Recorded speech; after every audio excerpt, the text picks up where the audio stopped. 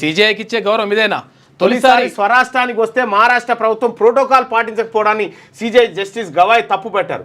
Chief justice ఒక దళితుడు అయినందుకు మహారాష్ట్ర ప్రభుత్వం ప్రోటోకాలే పాటించలేదు. ఇంత అవమానిస్తుందా సుప్రీంకోర్టు చీఫ్ జస్టిస్?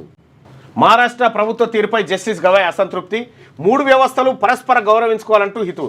మహారాష్ట్ర ప్రభుత్వ తీరుపై సుప్రీంకోర్టు ప్రధాన న్యాయమూర్తి జస్టిస్ భూషణ్ రామకృష్ణ గవాయ్ తీవ్ర అసంతృప్తి వెలిబుచ్చారు. సీజేఐగా బాధ్యతలు చేపట్టాక ఆదివారం ఆయన తొలిసారి తన సొంత రాష్ట్రం మహారాష్ట్రలో పర్యటించారు. ఈ సందర్భంగా రాష్ట్ర ప్రభుత్వం ప్రోటోకాల్ పాటించకపోవడాన్ని తీవ్రంగా ఆక్షేపించారు. సీజేఐ తొలిసారి అధికారిక పర్యటనకు వస్తే ప్రోటోకాల్ ప్రకారం రాష్ట్ర ప్రభుత్వ ప్రధాన కార్యదర్శితో పాటు డీజీపీ లేదా నగర పోలీస్ కమిషనర్ స్వాగతం పలకాల్సి ఉంటుంది.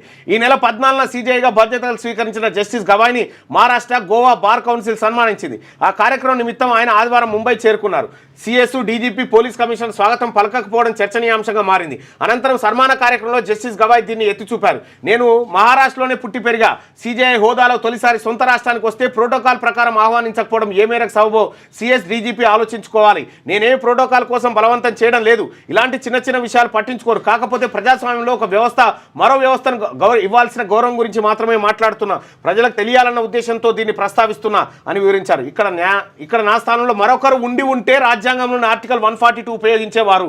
ఇగో అది ఉపయోగిస్తే ఈ డీజీపీ అందరూ అయిపోయేది అని జస్టిస్ గవాయ్ సరదాగా వ్యాఖ్యానించారట. రాజ్యాంగమే అత్యున్నతం.